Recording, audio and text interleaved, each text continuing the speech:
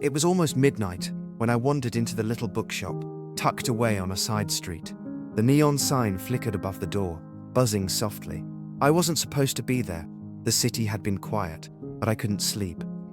There was something comforting about the smell of old pages, the dust mixing with coffee from the tiny cafe corner. That's when I noticed him. He was perched on a ladder, reaching for a book on the topmost shelf, hair falling into his eyes. His concentration was absolute, and he hummed softly, almost like he didn't know I existed.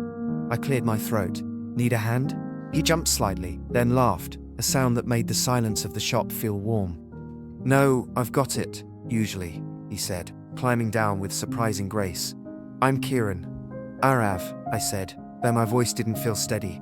We ended up talking until closing time, about books, about the weirdness of insomnia, about how the city always seemed quieter at night. He had this calm, slow way of speaking, but his eyes darted around constantly, like he noticed everything. Weeks passed, and our midnight bookshop habit became ritual. He'd be there whenever I was restless, sometimes with a coffee, sometimes with a notebook, where he sketched characters from the books we loved. I never told him how much I looked forward to seeing him, how the thought of him made my chest ache on the dullest days. One night, while the rain tapped against the large windows, he traced the spine of a book with his finger. "Do you ever think about, what if we had more time?" I blinked. "More time?" He shrugged. "Like hours that weren't fleeting. Nights that weren't just borrowed." His voice was soft, and suddenly, I felt the weight of every unspoken word between us. I wanted to reach for him, but I didn't. A few months later, I noticed he'd started leaving little notes inside books he recommended. Tiny sketches, cryptic quotes, doodles of moons and stars.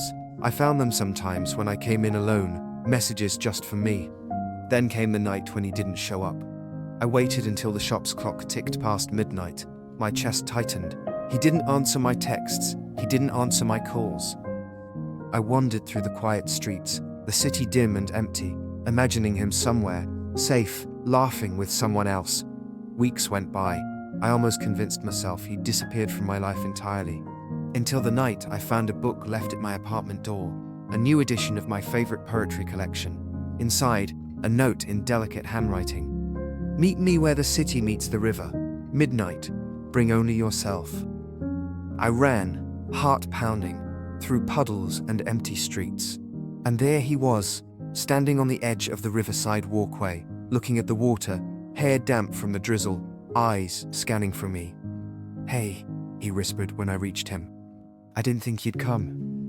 "I would follow you anywhere," I said, though my voice shook. He smiled, a slow, shy thing. "Good. Because I don't want more borrowed nights, not with you." And beneath the silver glow of streetlights, with the river murmuring below and the city sleeping around us, we laughed, we held hands, and for the first time, I felt like the world had paused just for us. The night stretched endlessly, and I realized something simple, undeniable. Some meetings weren't meant to be rushed. Some connections weren't meant to be fleeting. Some hearts, finally, just found their home.